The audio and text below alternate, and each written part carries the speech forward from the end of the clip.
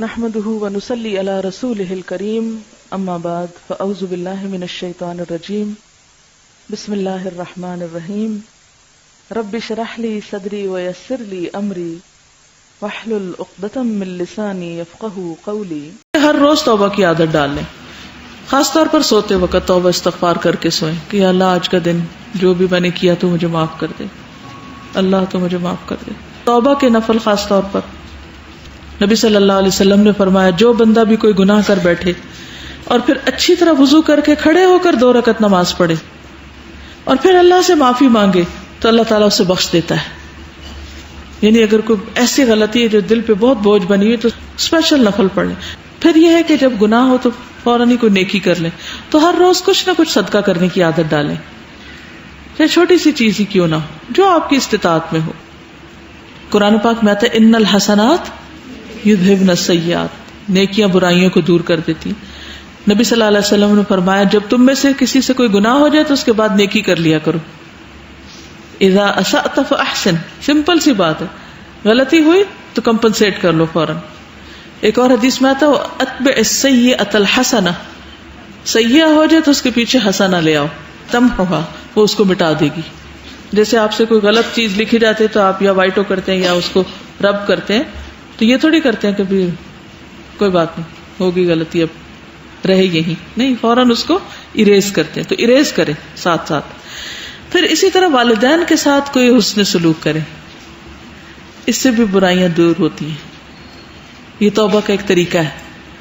ایک شخص نے رسول اللہ صلی اللہ علیہ وسلم کی خدمت میں حاضر ہو کے کہا یا رسول اللہ مجھ سے ایک بہت بڑا گناہ ہو گیا ہے، کیا میرے لیے توبہ کی گنجائش ہے؟ آپ نے فرمایا کیا تمہارے والدین زندہ ہیں؟ اس نے کہا نہیں. آپ نے پوچھا خالہ زندہ ہے؟ اس نے کہا ہاں. فرمایا جاؤ اور اس سے حسن سلوک کرو. کتنا خوبصورت مشورہ دیا آپ نے، کتنا پریکٹیکل وے بتایا.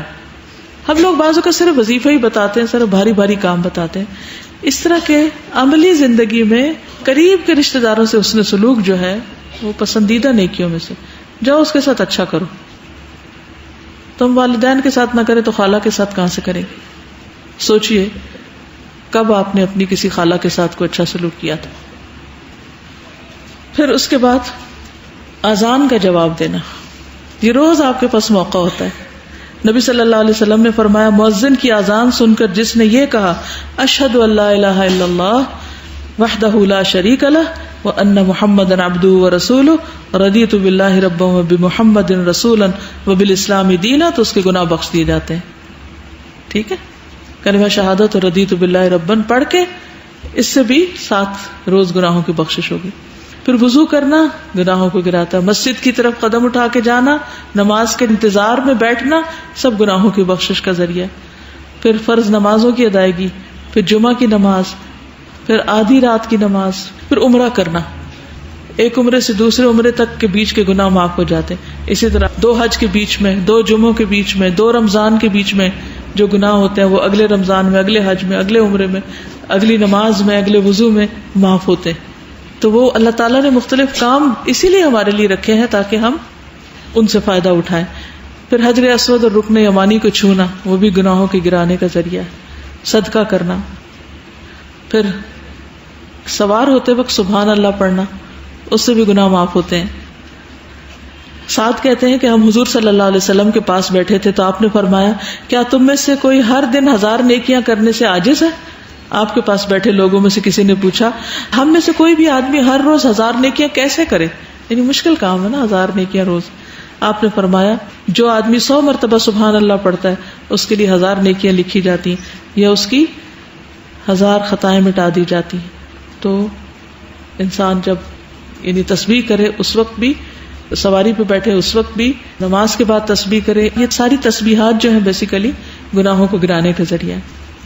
اور پھر خصوصاً اگر اچھی طرح وضو کر کے دل میں کوئی باتیں نہ کرے اور وہ 2 نفل جو ہیں وہ بھی گناہوں سے معافی کا ذریعہ. اب دیکھیں جب ہم کوئی کام کرنے لگتے ہیں نا تو ذرا شعوری طور پہ کریں نا تو اس کا لطف کچھ اور ہوتا ہے.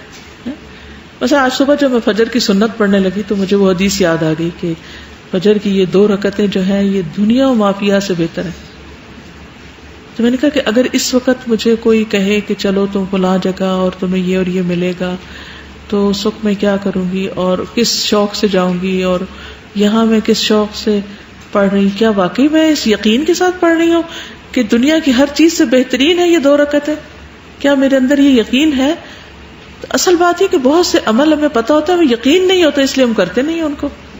ٹھیک، تو یہ تھوڑا تھوڑا احساسات اپنے جگایا کریں کام کرتے وقت. صرف ایک روبوٹک وہ مشین نہ بن جائے کہ اب یہ کر لیا تو یہ کر لیا تو یہ کر لیا تو یہ کر لیا، نہیں. یعنی کسی وقت اس پہیے کو ٹھہرا بھی لیا کریں، رک کے سوچا بھی کریں، اپنے احساس کو تازہ کیا کریں. اب اذان کے بعد جواب تو دیتے ہی ہیں، لیکن ذرا کسی وقت کہ میرے گناہ معاف ہونے کا وقت آ رہا ہے، ذرا میں توجہ کر لوں، بوجھ ہٹانے کا وقت آ گیا.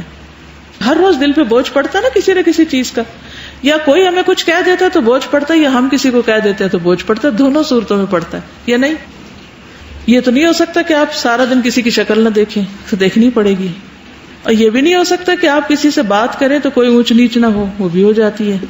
بھول جو جاتے ہیں ہر وقت ہم. تو ہوتا ہی رہنا ہے روز. تو پھر روز ہی صفائی بھی کرنی ہے، روز نہانا ہے، ہر روز. یعنی یہ نہیں کہ یہ کوئی چند ریچولز ہیں مخصوص وقت میں کیے اور بس توبہ ہو گئی اور اب پھر دوبارہ سے شروع کر دیں.